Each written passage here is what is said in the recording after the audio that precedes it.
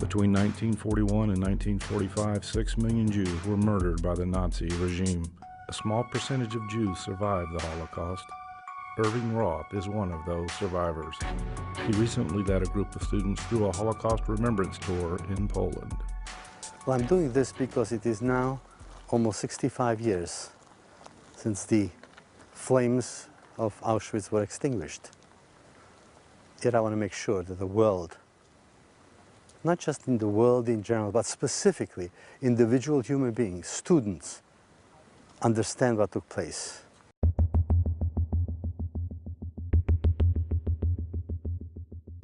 I would just like to point out a couple of things here.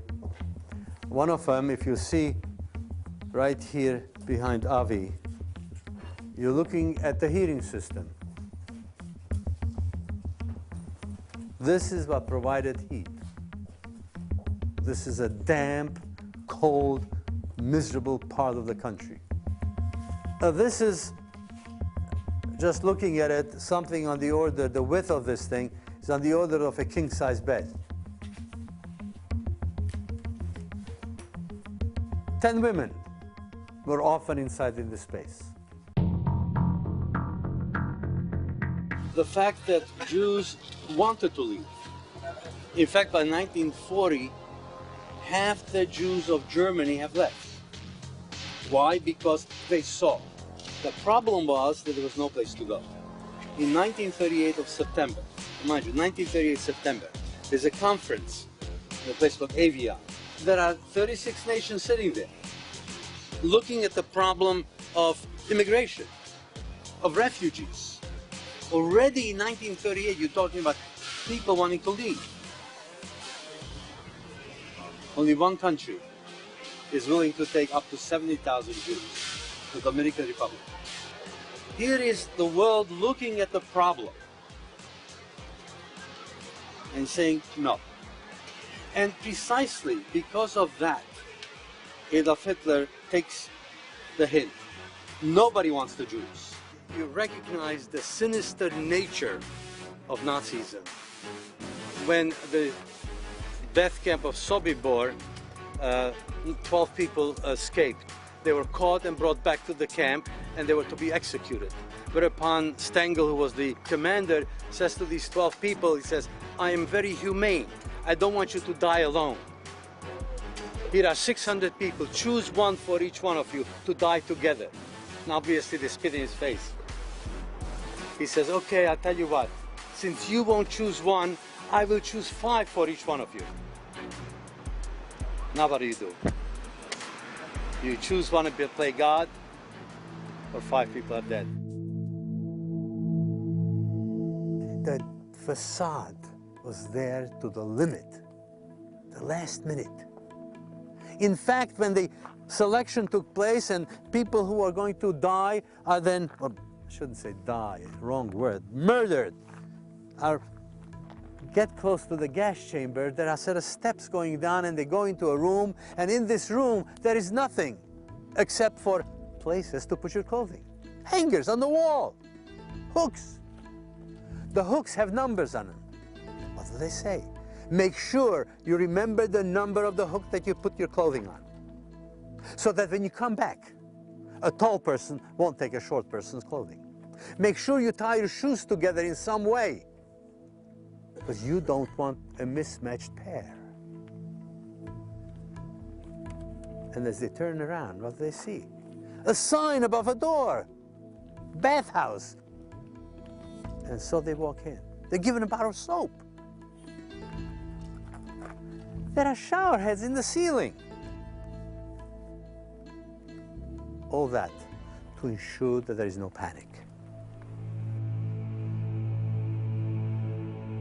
And you would think that the people who volunteer for this kind of stuff were some wild animals. There were farmers and there were doctors. There were teachers and there were lawyers. Ordinary men. And that's the frightening part. Ordinary men, like you and I, perpetrated these crimes, these heinous crimes, because they were taught that I was not a human being. I as an individual and I as a group was a demon. And you hear it long enough, the other person becomes a demon. And that's the ultimate danger of propaganda. That's the ultimate danger of education without morality. This was not a virtual simulation. This was not a reproduction. These doors on the 5 crematoria saw the dead bodies being burned. The manifolds in the back of it provided the air necessary for a quick and efficient way to burn the bodies. The tons of ashes behind us, they are the people. They are the individuals, whether they be tall or short, young or old, who cry out to us. Let this ash, let these doors, this manifold, the witness, the physical witness, tell you, do not forget, and tell your children about it.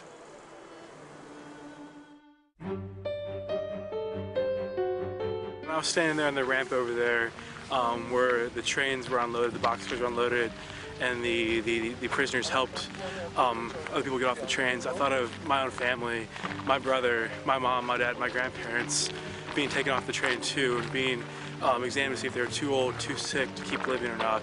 History books can't teach this. The internet can't teach this. Pictures, as horrifying as they are, they can't teach this because you're here and it's just real. Well, coming here, I was heavy, came in with a heavy heart, and leaving here, I leave with an even greater burden, I feel like. And that is to simply tell the story about what happened here, to never let it happen again.